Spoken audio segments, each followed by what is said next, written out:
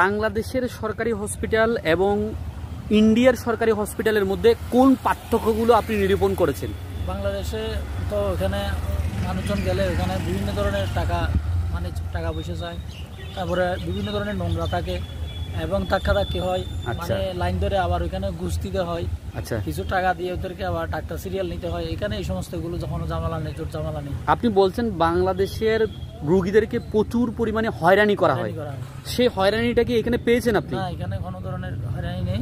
এখানে ডাক্তার খুব সুন্দর ব্যবহার করে এবং সবকিছু আস্তে আস্তে আমাদেরকে জিজ্ঞাসা করছে এবং কোনো ধরনের বিরক্তিকর কথা বলেনি। যথেষ্ট সময় দিয়েছে, আমি যতটুকু দেখেছি আপনাকে স্পেশালি অনেক সময় দিয়েছে। আর আপনি এসছেন সকাল 10টায়, আমরা এখন বেরোচ্ছি, এখন বাজে 12টা, মানে 2 ঘন্টার মধ্যে এক্স-রে, ডক্টর দেখানো, সমস্ত কিছু কমপ্লিট। সমস্ত পরিষেবা পেয়ে যে সার্ভিস, কেমন অনুভূতি, কেমন? খুব ভালো। আচ্ছা, তো বাংলাদেশের তুলনায় কি উন্নত নাকি? অনেক উন্নত। হ্যাঁ, সরকারি। আচ্ছা, আপনার কি মনে হয় যে এই সরকারি হসপিটালের যে পরিষেবা বা সার্ভিস, এটা দেখতে অনেকটা প্রাইভেটের মতো? প্রাইভেটের মতো কিন্তু সরকারি হসপিটাল। ফটিকছড়ি শ্রী শ্রী রাধাকৃষ্ণ নামট্য সংঘের সভাপতি শ্রীপাদ সিদ্ধরসিক দাস ব্রহ্মচারী প্রভুকে নিয়ে আমরা এসেছি Bengaluru Sanjay Gandhi institute of trauma and orthopaedic হসপিটালে। মূলত প্রভুর একটু পেইনের সমস্যা দেখা দিয়েছিল। তো এই যে Sanjay Gandhi institute of trauma and orthopaedics hospital, এই হসপিটালটি কিন্তু সম্পূর্ণ সরকারি গভর্নমেন্ট হসপিটাল। এখানকার ট্রিটমেন্ট এবং চিকিৎসা ব্যবস্থা সম্পর্কে আমরা একটু আপনাদেরকে অবগত করব এবং আজকে সিদ্ধরসিক প্রভু এখানেই ট্রিটমেন্ট নিয়েছেন, ওনার অভিজ্ঞতাও আমরা জানার চেষ্টা করব ওনার থেকে। প্রভু হরে কৃষ্ণ। তো আপনার যে ফাইলটি রয়েছে এটি হচ্ছে Sanjay Gandhi institute of trauma orthopaedic হসপিটালের। এই যে আপনি সঞ্জয় গান্ধী হসপিটালে ট্রিটমেন্ট করালেন, সরকারি হসপিটাল, এখানকার চিকিৎসা ব্যবস্থা সম্পর্কে আপনার থেকে জানবো। প্রথমত আমি শুরুতেই জানবো, এই যে এখানে ডক্টর আপনি দেখিয়েছেন, আপনার কত টাকা খরচা হয়েছে? ধন্যবাদ আপনাকে। এখানে অত্যন্ত সুন্দর একটা স্থান। আমরা প্রথমে একটা সিরিয়াল নাম্বার নিলাম, সিরিয়াল নাম্বারে 20 টাকা রুপিয়া। আচ্ছা, তো এরপরে আমরা এই টোকনটা নিয়ে আমরা আর একটা সিরিয়াল নাম্বারে আমরা বসলাম, তারপর সিরিয়াল নাম্বার ডাকলো, তারপর আমরা ডাক্তারের কাছে গেলাম, ডাক্তার আমাদেরকে ভালো করে দেখলো। এবং আপনি বলছেন আপনার থেকে যে ডাক্তারের সিরিয়াল নেওয়ার জন্য, ডক্টর দেখানোর জন্য ফিস নেওয়া হয়েছে মাত্র 20 রুপিস। 20 রুপিসে আপনি ডক্টর দেখিয়েছেন। এটা খুব ভালো লাগছে আমার, মানে এখানে সুন্দরভাবে ডাক্তার দেখেছে এবং আমাদের সাথে কথা বলেছে। আচ্ছা, এবং আমাদের সমস্ত কিছু জিজ্ঞেস করার পরে আমাদেরকে একটা টেস্ট দিয়েছে।